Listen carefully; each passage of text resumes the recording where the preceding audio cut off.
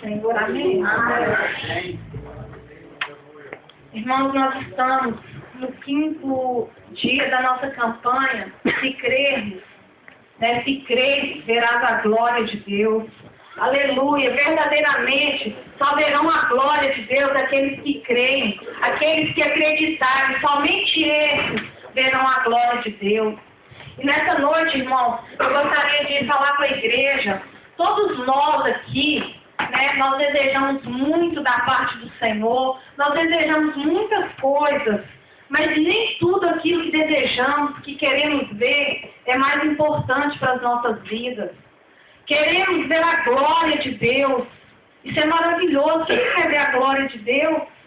Irmãos, eu anseio todos os dias em ver a glória de Deus. Mas eu quero dizer para a igreja que ver a glória de Deus não é o mais importante. Ver a glória de Deus não é o principal. Nós temos que desejar mais. Amém, igreja? Lembre-se, ver a glória de Deus é maravilhoso. Todos nós devemos desejar, devemos ver, devemos crer para ver. Mas não é o principal, não é o mais importante. Amém, irmãos? Amém. Eu convido a igreja para abrir a palavra do Senhor em Atos. Atos, capítulo 9, a partir do verso 1.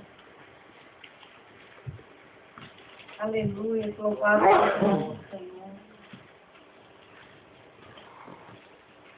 Atos, capítulo 9. Todos encontraram? Amém. Diz assim a palavra do Senhor. Enquanto isso, Saulo não parava de ameaçar de morte os seguidores do Senhor Jesus. Ele foi falar com o grande sacerdote e pediu cartas de apresentação para as sinagogas da cidade de Damasco.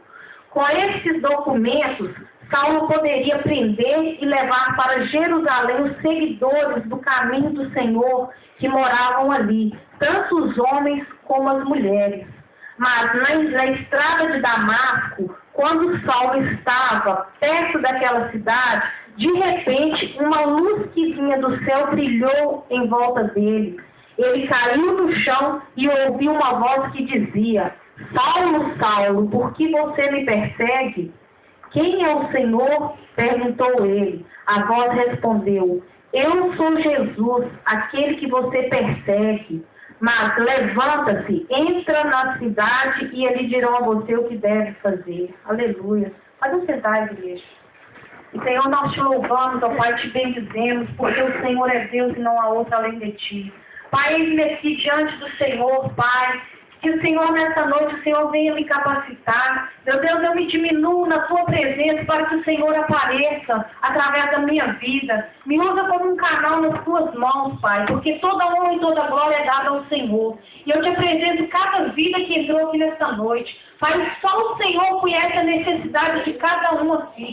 Só o Senhor conhece o desejo, os sonhos, as aflições de cada um que entrou aqui nessa noite. Meu Pai, que o Senhor venha revelar a Sua palavra, que o Senhor venha, Pai, tomar o primeiro lugar, manifestar a Tua glória neste lugar. Meu Deus, e que não venhamos sair daqui como entramos, mas que possamos sair daqui, meu Pai, regozijando na Sua presença, engrandecendo o Teu nome e dizendo que só o Senhor é Deus.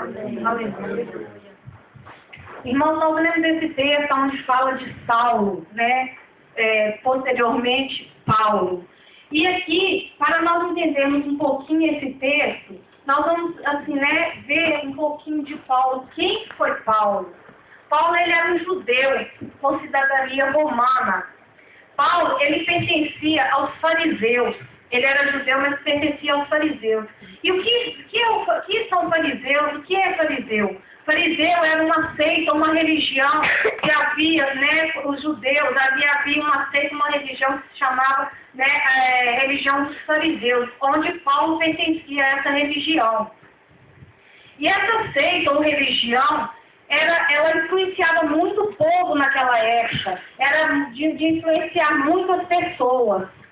E eles se consideravam pessoas assim, mais santas e mais justas do que todas as outras pessoas. Eles se achavam mais puros do que os outros. E Paulo também, ele era perseguidor da igreja de Cristo. E por que Paulo era perseguidor da igreja de Cristo? Porque Paulo ele era zeloso com as coisas de Deus. Aí a gente pensa, mas se ele era zeloso com as coisas de Deus, por que então perseguir a igreja de Cristo? Mas Paulo, ele cria no Antigo Testamento, na lei mosaica, na lei dos judeus. E ali, os judeus, eles esperavam o Salvador, eles esperavam o Messias, mas eles esperavam alguém que fosse salvar aquela nação, que fosse resgatar, mas alguém que fosse, assim, aos olhos deles, como às vezes nós olhamos aos nossos olhos, alguém que fosse, assim, poderoso, ali um guerreiro, alguém que talvez nascesse ali na melhor maternidade, no melhor hospital, que fosse assim, né, que desse o melhor enxoval. No entanto, Jesus, ele nasceu num estábulo, numa manjedoura. Como pode um rei, né, um rei que nós estamos esperando, nascer num estábulo, no meio dos animais, no meio ali das palhas ali, como é que pode? Então eles não aceitavam, eles não criam naquele Jesus, naquele Messias prometido. E com o nascimento de Jesus, ali aquele menino foi crescendo, e quando ele começou o seu ministério, ele começou a fazer milagres, operar sinais e maravilhas, prodígios, e todos contemplavam, todos viam a glória de Deus se manifestar ali, eram aleijados, eram paralíticos, eram surdos, mudos, e todos viam, e ali muitos seguiam a Cristo, muitos que recebiam ali a cura, a glória do Senhor, seguiam o Senhor porque criam. E ali começou a expandir o ministério, começou a crescer os seguidores de Cristo. E os judeus, os fariseus na época, que se os irmãos começarem a ler o Novo Testamento, geralmente toda vez que falar isso, os fariseus, quando vê lá fariseus nascendo assim, hipócritas, porque eram falsos, se achavam melhor que os outros, porque eles se preocupavam com a lei, aquela lei rigorosa, aquela lei rígida. E enquanto que Jesus, ele veio para dar vida, graça, ele não estava preocupado com a lei. A lei, ela tinha que ser obedecida, porque se não fosse, era morto. Mas o Senhor, ele não veio para matar ninguém, ele veio para dar vida e vida em abundância. Então, Paulo era esse tipo de pessoa que vivia ali naquela lei rígida e começou ali a se sentir, né, ameaçado, e o evangelho começou a expandir. Né, todos falavam de Jesus e pessoas seguiam, pessoas aceitavam e foram seguindo. E as boas novas da salvação estavam sendo anunciadas todos os dias e cada vez mais se expandindo. E certa vez, um certo homem chamado Estevão, ele pregava, né, o evangelho e testemunhava. A palavra que eu disse que era um homem cheio do Espírito Santo, cheio do poder do Espírito Santo.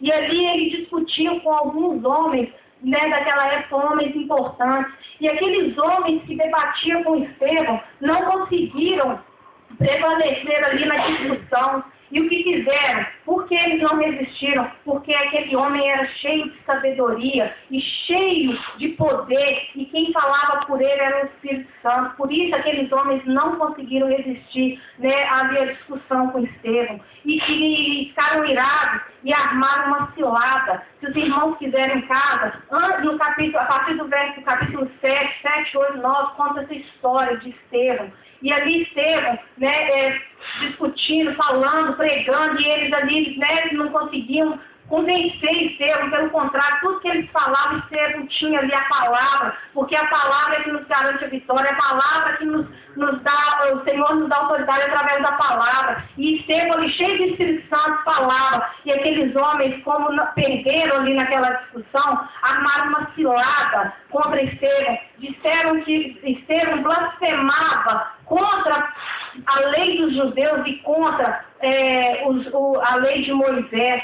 E ali, porque eles assim, adoravam a Moisés. E ali, o que acontece? Eles pegaram aqueles homens com aquela armadilha que fizeram para Estevão, juntaram mais pessoas e apedrejaram Estevão. Mas Estevão, aquele homem cheio do Espírito Santo, mesmo sendo apedrejado, mesmo estando ali morrendo, ele viu a glória do Senhor, ele viu os céus abertos, ele viu a glória do Senhor. E ele pediu que o Senhor que não imputasse sobre aquelas pessoas o pecado deles.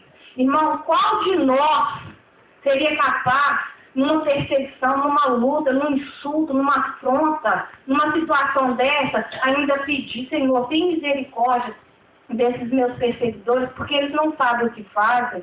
Será que verdadeiramente nós temos o Espírito Santo de Deus nas nossas vidas, irmãos?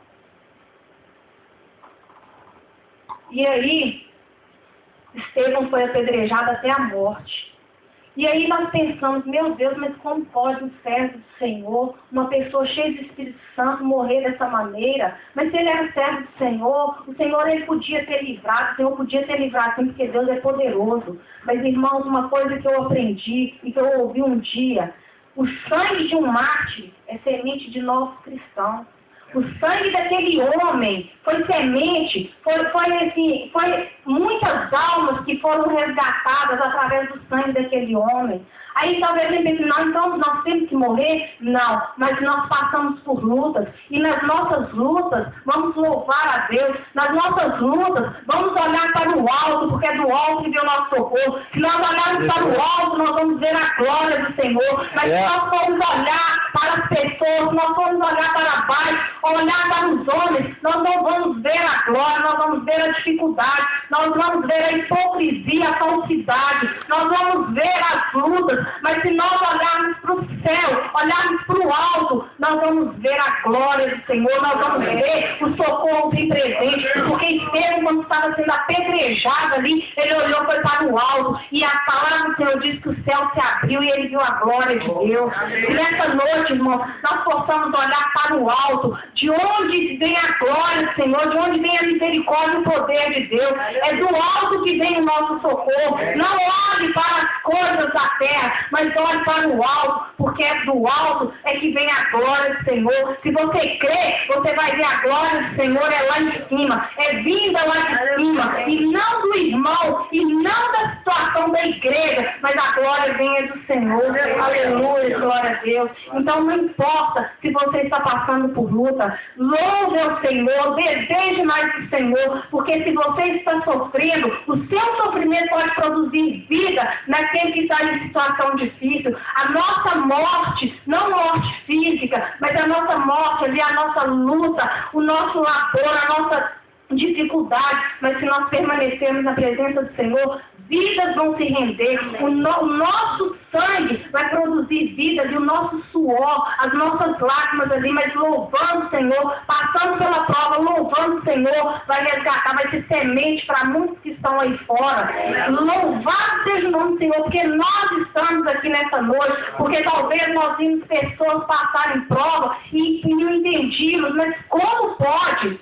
Como pode? Porque os olhos estavam fitados no Senhor. E quando nós passamos, eu falo por mim, porque quando eu estava no vale dos ossos secos, quando eu estava no fundo da cisterna, quando eu estava no lamaçal do pecado, eu olhava para um lado para o outro, eu estava no fundo, eu só via a parede em volta. Quando eu olhava para cima, o buraquinho da saída era pequeno, mas eu conseguia olhar para o Senhor, eu conseguia olhar e clamar misericórdia. O Senhor estendeu as mãos.